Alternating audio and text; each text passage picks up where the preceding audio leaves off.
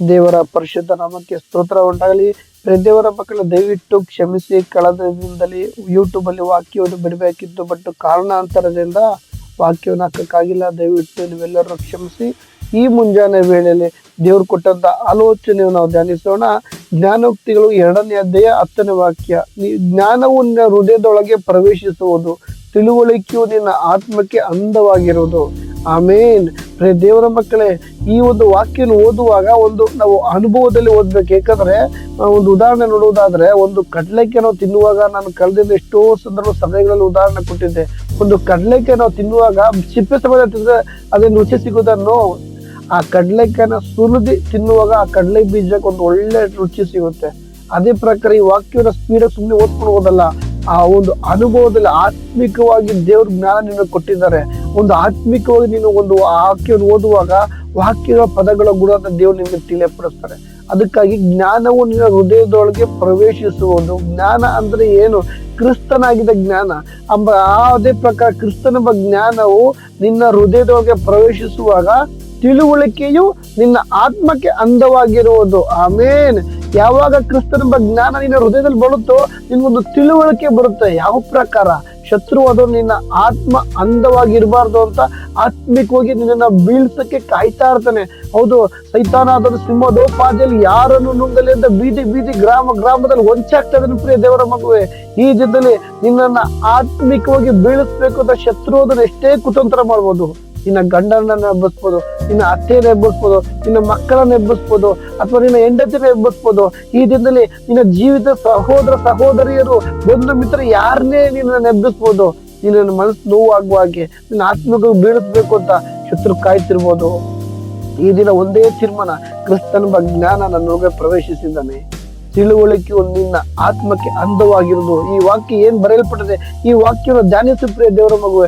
ಧ್ಯಾನಿಸುವಾಗ ನಿನ್ನ ಆತ್ಮಿಕವಾಗಿ ಬೀಳಿಸ್ಬೇಕು ಅಂತ ಶತ್ರುವಾದವ್ರು ಏನೇ ಪ್ಲಾನ್ ಮಾಡ್ಬೋದು, ಶತ್ರುದು ಏನು ನಡೆಯಲ್ಲ. ಯಾಕಂದ್ರೆ ನೀನ್ ಹೇಳ್ಬೇಕು, ಈ ಲೋಕದಲ್ಲಿರುವಂತ ನನ್ನಲ್ಲಿರುವ ಸರ್ವಶಕ್ತ ದೇವರಾಗಿದ್ದಾನೆ.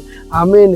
ಈ ಒಂದು ವಾಕ್ಯ ನಿನ್ನಲ್ಲಿ ಬರುವಾಗ ಶತ್ರು ಏನೇ ಕುತಂತ್ರ ಮಾಡ್ಬೋದು, ನಿನ್ನ ಸಮಯ ಕದ್ದುಕೊಳ್ಬೋದು, ಪ್ರಾರ್ಥನೆಯನ್ನು ಕದ್ದುಕೊಳ್ಬೋದು, ಆತ್ಮಿಕವಾಗಿ ಬೆಳೆಯದಂತೆ ನಿನ್ನ ಮನಸ್ಸನ್ನು ನೋಯಿಸ್ಬೋದು.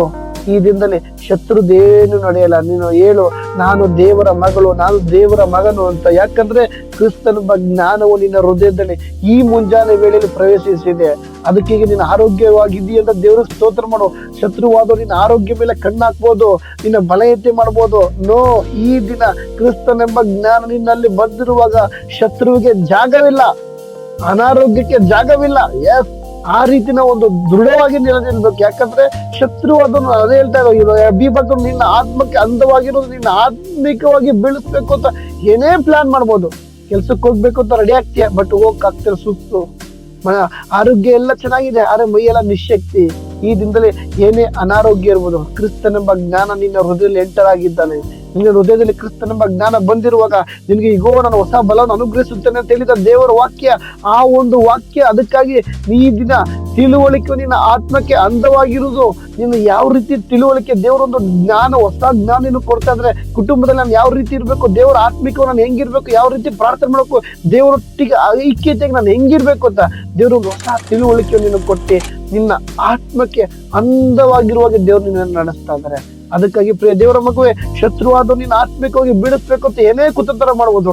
ಈ ದಿನ ನೀನು ಒಂದೇ ತೀರ್ಮಾನ, ಕ್ರಿಸ್ತನೆಂಬ ಜ್ಞಾನ ನನ್ನಲ್ಲಿದ್ದಾನೆ, ಕ್ರಿಸ್ತನೆಂಬ ಜ್ಞಾನ ನನ್ನ ಹೃದಯದಲ್ಲಿ ಆಲ್ರೆಡಿ ಪ್ರವೇಶಿಸಿದೆ. ಎಸ್, ಎಂಟರ್ ಆಗಿದೆ. ಈ ದಿನ ಕ್ರಿಸ್ತನೆಂಬ ಜ್ಞಾನ ಹೃದಯದಲ್ಲಿ ಬಂದಿರುವಾಗ ನೀನು ದೇವರು ಸ್ತೋತ್ರ ಮಾಡು. ತಿಳುವಳಿಕೆಯು ನಿನ್ನ ಆತ್ಮಕ್ಕೆ ಅಂದವಾಗಿರೋದು. ನಿನ್ನ ಆತ್ಮ ಈ ಮುಂಜಾನೆ ವೇಳೆ ದೇವರು ಅಂದವಾಗಿಟ್ಟು ನಿನ್ನ ಆತ್ಮಿಕವಾಗಿ ಬಲಪಡಿಸಿ ದೇವರ ರಾಜ್ಯದಲ್ಲಿ ನಿನ್ನನ್ನು ಬಲಸೇರಿಸ್ಕೊಂತ ಇದ್ದಾರೆ. ಎಷ್ಟೋ ಜನಕ್ಕೆ ದೇವರ ರಾಜ್ಯಕ್ಕೆ ಅವಕಾಶ ಇದೆ, ಎಷ್ಟೋ ಜನಕ್ಕೆ ದೇವರ ರಾಜ್ಯದಲ್ಲಿ ಸ್ಥಾನ ಇಲ್ಲ. ನಿನಗಾದ್ರೂ ದೇವರ ರಾಜ್ಯದಲ್ಲಿ ಒಂದು ಸ್ಥಾನ ಕೊಟ್ಟಿದ್ದಾರೆ. ಮಗನೇ ಎಂದು ನಿನ್ನನ್ನು ಆರಿಸಿಕೊಂಡಿದ್ದಾರೆ. ಅದಕ್ಕಾಗಿ ಈ ಮುಂಜಾನೆ ವೇಳೆಯಲ್ಲಿ ಈ ಕ್ರಿಸ್ತನೆಂಬ ಜ್ಞಾನ ನಿನ್ನೊಳಗೆ ಸದಾಕಾಲ ಪ್ರವೇಶಿಸಲಿ ಎಂದು ಪ್ರಾರ್ಥಿಸಿ, ಈ ಒಂದು ತಿಳುವಳಿಕೆಯು ನಿನ್ನ ಆತ್ಮಕ್ಕೆ ಅಂದವಾಗಿದ್ದು. ಆಮೇನ್. ಈ ಒಂದು ವಾಕ್ಯದ ಮುಖಾಂತರ ದೇವರು ನಿಮ್ಮೆಲ್ಲರನ್ನು ಬಲಪಡಿಸಿ ಈ ಮುಂಜಾನೆ ವೇಳೆ ದೇವರು ನಿಮ್ಮೆಲ್ಲರನ್ನು ಆಶೀರ್ವದಿಸಲಿ. ಆಮೇನ್.